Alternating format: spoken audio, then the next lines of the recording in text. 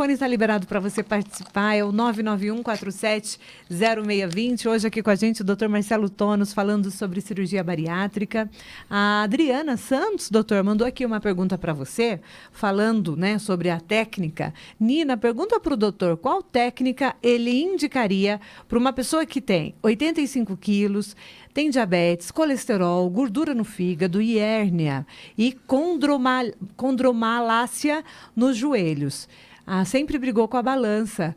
A Adriana tem que saber, Adriana, quantos anos você tem, e aí a gente vai ensinar todos os ouvintes a fazer aquela continha, né, doutor? A partir de quantos quilos a pessoa já tem indicação para cirurgia bariátrica. A gente sabe que são vários níveis de obesidade, mas no caso da Adriana, doutor, a gente não sabe qual que é a altura dela, para a gente calcular, ela vai mandar aqui. Mas a diabetes já é uma indicação, não é? Sim, hoje os critérios são: pacientes com IMC acima de 30 podem operar aqueles pacientes que são diabéticos ou então que tem uma dislipidemia não controlada, ou seja, colesterol, triglicérides lá em cima. Hemograma todo desregulado. E o paciente diabético é o grande foco desta indicação cirúrgica, IMC acima de 30. A Adriana tem 45 anos e mede 1,60 m. O IMC dela vai dar mais ou menos 33. Já tem indicação. De cabeça, eu calculo que vai dar mais ou menos uns 33 de IMC. Porque eu sei que para 1,60 seria 90 quilos. Então, mas com 85 quilos, teoricamente, ela pode operar por causa dos diabetes. Entendi. Inclusive, os pacientes diabéticos, a gente estava conversando aqui em off, que todos os pacientes diabéticos que eu operei até hoje curaram diabetes. Todos, desde que a gente escolha corretamente o paciente que tem indicação cirúrgica, aquele paciente que não tem indicação cirúrgica. E a técnica, né? E a técnica. Antigamente acreditava-se que somente o bypass poderia curar o diabetes. A gente vê, na verdade, que o que cura o diabetes é a perda de peso, é o emagrecimento. Então, o sleeve também cura a perda de peso. Eu tenho 100% dos pacientes que eu operei diabéticos curaram o diabetes. Ficaram livres do diabetes, 100%. Então, isso é bem reconfortante. No caso dela, qual que é a melhor técnica? Então, pelo peso, eu ainda indicaria o sleeve. Né? Ela não tem ela está na obesidade grau 1, né? Mais ou menos 33, quase 34 de IMC, mas eu indicaria ainda o sleeve para ela, porque vai perder peso, e aí entra outro critério também, né? A Agência Nacional de Saúde determina que o paciente tem que ter menos de 10 anos de diabetes. Menos de 10 anos. Se o paciente tiver menos de 10 anos de diabetes e com IMC acima de 30, ele está autorizado a operar. Diferente daquela diabetes tipo 1, que a pessoa já nasce com a diabetes, que é uma diabetes genética, Sim. né? O diabetes tipo 1 surge na infância ou na adolescência. Então, esse paciente diabético não tem indicação cirúrgica. Ele pode até operar por ser obeso no futuro, mas ele não vai curar o diabetes. Então, ele tem que estar ciente de que ele não vai curar o diabetes, porque esse diabetes não advém do peso, e sim do fator genético. Os ouvintes que estão ouvindo, que estão no sobrepeso, quer fazer a avaliação para saber se já tem a indicação para cirurgia, para entender um pouco mais sobre a técnica e o caminho que essa pessoa vai seguir. Tem que ir direto lá no seu consultório, te procurar, ou tem algum outro profissional, algum outro especialista que ele precisa passar antes, já para chegar no seu consultório com algum exame pronto, talvez? Geralmente, o paciente obeso, ele vai procurar primeiro o nutricionista e endocrinologista. A primeira coisa que ele vai fazer é isso, procurar o endocrinologista e nutricionista. Se ele for direto para o cirurgião bariátrico, não é um problema, porque daí eu vou precisar dessas avaliações também. Eu vou solicitar essas avaliações para ele, explicar as técnicas cirúrgicas, explicar como será a perda de peso. Então, é interessante, claro, ele passar com um dos médicos, ou começar com o cirurgião bariátrico ou com o endocrinologista, mas ele vai precisar de todo mundo. E é uma equipe multidisciplinar. E aí eu queria abrir um parêntese antes da gente finalizar essa resposta. O senhor tenta emagrecer a pessoa antes da cirurgia bariátrica? Aí a história é muito importante, a gente tem que ouvir o paciente. Por exemplo, eu sou obesa desde a adolescência, eu tenho o efeito sanfona, engordo e emagreço, engordo e emagreço, já tomei vários remédios. Essa paciente, a gente sabe que não vai resolver com medicação. Ela já tentou. Não adianta mandar entrar na dieta porque não vai. Não adianta. Então, essa paciente vai se beneficiar mais da cirurgia. Mas tem aquele paciente, por exemplo, aí eu engordei muito nos últimos 2 anos. Está na obesidade. Está na obesidade. Mas tem possibilidade de emagrecer. Mas tem possibilidade de reverter, através de dieta e atividade física. Então, a história é muito importante, né? Entendi. Eu já tive paciente, por exemplo, chegou lá com um homem que tinha um IMC de 33 e ele queria operar. Falei, mas você não tem indicação cirúrgica. Ele tinha problemas, dores nas articulações e queria operar. Entendi. Então, não tem indicação cirúrgica. Então, tem pacientes que a gente tem que dizer, você não vai se beneficiar da cirurgia, não adianta a gente querer operar. É bem realista com o paciente. E o balão, doutor, que as pessoas colocam para tentar diminuir o peso e não entrar numa cirurgia bariátrica? Também é uma boa opção. E aí, para esses casos, eu sugiro quando o paciente está na obesidade grau 1, ou seja, o IMC entre 30 e 35, esse paciente vai... No caso dessa nossa ouvinte, é grau 1, talvez grau é uma 1, opção para ela, talvez seja né? uma boa opção. Explica rapidinho para gente como é que é a história do balão. O balão tem 2 formas de colocar, através de endoscopia. Então, quem faz é o endoscopista. E existe o balão deglutível agora. É mesmo? Então, que se faz no consultório. O problema é que ele ainda é muito caro, ele ainda, por ser novidade, ele ainda é muito caro. Mas o balão deglutível você faz no consultório sem endoscopia, sem anestesia, sem nada. A gente só ajuda o paciente a engolir, coloca o balão no estômago, radiografa para ver se ele está bem posicionado e insufla esse balão. Aí quando a gente puxa, o fiozinho sai e o balão fica no estômago. Entendi. Então é uma coisa bem bacana. E aí o que ele faz? Ele tira o apetite, diminui o apetite da pessoa. Aumenta a saciedade. Tá. Né? Onde é o centro da fome e o centro da saciedade? Lá no cérebro, no hipotálamo. O hipotálamo é o centro da fome. Nós temos o centro da fome e o centro da saciedade. Existem vários mecanismos que vão dar saciedade. Por exemplo, quando a gente come, a gente tem saciedade. Isso. Quando a gente está com o estômago distendido, a gente tem saciedade. Então, o balão, ele cria essa saciedade, essa falsa saciedade. Ele ocupa um espaço no estômago. Exatamente. Para te dar esse sentimento de que você já está satisfeito. Exatamente. Tem algum risco para a saúde? Algum efeito colateral em relação a isso? Só se o balão, por exemplo, obstruir a passagem do alimento. Mas é bem raro isso. É bem raro. Com o exame eu consigo acompanhar se eu tiver alguma dúvida. É isso? Se o paciente não suportar o balão, a gente tira. Tira por endoscopia e o paciente fica sem o balão.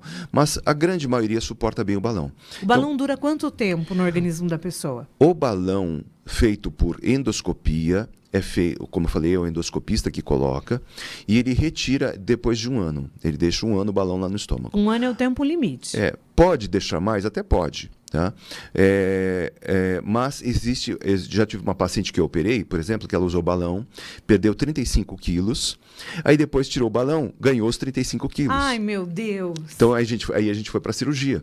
Porque para ela o balão foi eficaz, eu falei, então provavelmente você vai responder muito bem à cirurgia bariátrica também, porque você já emagreceu uma vez, só que reganhou peso. Entendi.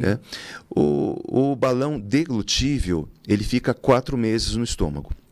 Ele é uma tecnologia, como eu falei, nova, programado para se dissolver em torno de 4 meses. E quando que ele... ele se dissolve. A válvula dele se dissolve e ele murcha. Depois de 4 meses ele murcha e sai nas fezes. Nossa, é muito tranquilo então. Muito tranquilo. Não precisa passar por cirurgia novamente, A gente espera que ele se difunda mais, que se torne mais barato. Sabe o custo desse balão? Olha, ele tava, só o balão estava $2.000. Entendi. Então, ainda é Acho que o dólar está R$5, né? 5 e pouquinho. Então, só o balão vai custar uns R$10.000. Entendi. E ele dura 4 meses, a pessoa tem um tempo aí para conseguir emagrecer. E é um start legal, assim, para o paciente começar a emagrecer. Então, claro, a gente sempre orienta. Colocou o balão ou fez a cirurgia, tem que fazer atividade física. Tá. Não adianta achar que só o procedimento vai resolver. Tem que fazer atividade física e tem que ter um controle alimentar para o resto da vida. Sim, é contínuo, né, doutor? As canetas. que você está achando dessa caneta? Sim. Hoje a gente vê canetas até na internet, as pessoas comprando sem controle, sem segurança, sem saber de onde que veio. Eu vi que São Paulo, doutor, eles estão assaltando as farmácias porque uma canetinha hoje de emagrecimento custa R$1.000 e eles estão assaltando as farmácias por conta desse mercado negro que existe. Mas a gente sabe que a caneta não é para qualquer um, tem que ter um acompanhamento médico e pode trazer alguns prejuízos à saúde. Por exemplo, quais? Bom, primeiro, o que nós temos disponíveis hoje nas farmácias é o Victoza, Saxenda, Ozempic e Monjarro. São as canetas que emagrecedoras. Que elas vão inibir uma enzima chamada GLP-1 e vai ajudar o paciente a emagrecer. Só que elas podem ter efeitos colaterais, né? Porque elas foram criadas, na verdade, para os diabéticos. Elas não foram criadas para emagrecer. E aí viram que esses pacientes também emagreciam. Porque a caneta tira o açúcar do organismo, é isso? Exatamente. De uma maneira assim, muito simples, tá, gente? O diabético tem um excesso de açúcar no sangue, ela vai diminuir esse açúcar no sangue. Por exemplo, hipoglicemia, que é a queda de açúcar no sangue. O paciente vai sentir fraqueza, às vezes até desmaios. Então, se aquele paciente não tiver uma reserva de gordura suficiente, esse paciente vai, eu quero emagrecer só para ficar bonita. Não, esse paciente provavelmente vai ter efeitos colaterais. Deixa eu me usar de exemplo aqui agora, hein, gente? Tenho 10 quilos acima do meu peso, mesmo, real. Não, isso é impossível, Nina. Isso é impossível. De verdade. Eu tô numa correria e comendo errado, em horário errado, e comida errada. Eu tô mesmo, de verdade, amigo, 10 quilos acima do meu peso. E aí, eu já tenho recomendação para caneta? Não.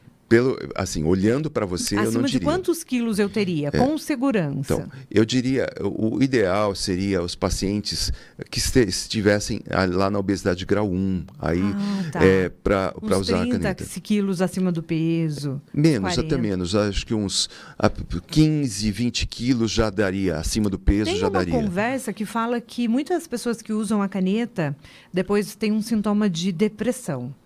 É verdade? Sim, já vi também. O paciente tem...